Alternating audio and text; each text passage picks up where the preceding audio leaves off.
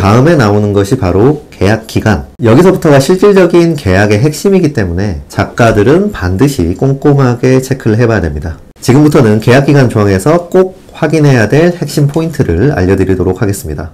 안녕하세요. 여러분의 사업 파트너 정광진 대표 변호사입니다.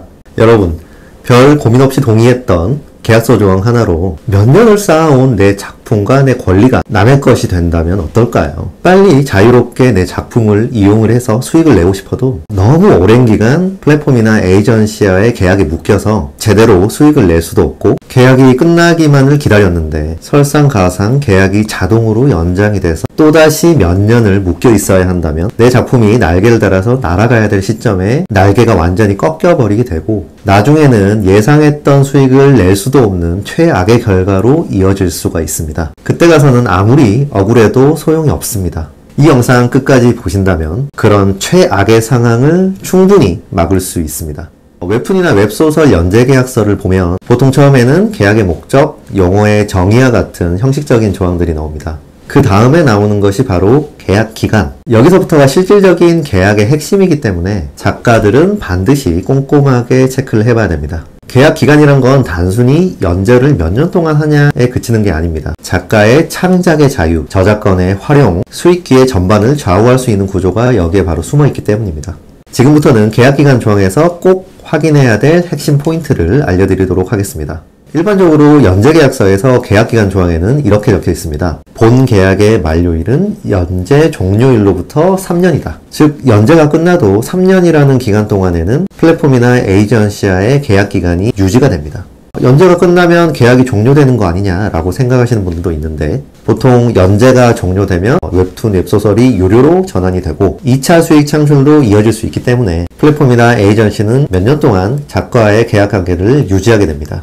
관행상으로는 3년이 가장 일반적이고 2년이나 5년도 있는데 계약기간이 짧을수록 작가가 그만큼 빨리 자유롭게 된다는 점에서 유리하고, 계약기간이 길수록 플랫폼이나 에이전시가 오래 내 작품을 이용해서 수익을 가져갈 수 있다는 점에서 작가에게는 불리한 구조입니다. 따라서 이 계약기간을 가능한 짧게 유지하는 게 첫 번째 포인트입니다.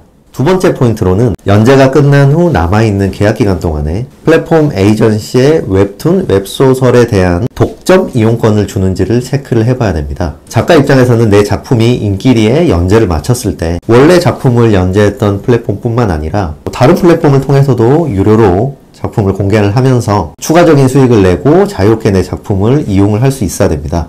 그런데 만약 원래 플랫폼이나 에이전시에 독점 이용권을 준다고 계약서에 적혀 있다면 이런 수익 기회도 놓칠 수 있게 됩니다. 따라서 연재를 마친 뒤에 플랫폼 에이전시에 어떤 권한을 주게 되는지도 반드시 체크를 해봐야 됩니다. 세 번째 포인트로는 바로 자동 연장 조항을 조심하자입니다. 예를 들어 계약기간 종료일로부터 30일 전까지 계약 종료 통지가 없으면 계약은 자동으로 동일한 조건으로 연장이 된다. 이런 조항이 있다면 작가가 바쁘거나 깜빡해서 그 기간까지 계약 종료 통지를 하지 못한 순간 또 3년의 계약이 연장되게 됩니다. 또 놓치면 또 연장됩니다. 무한반복의 함정에 빠지게 되는 거죠.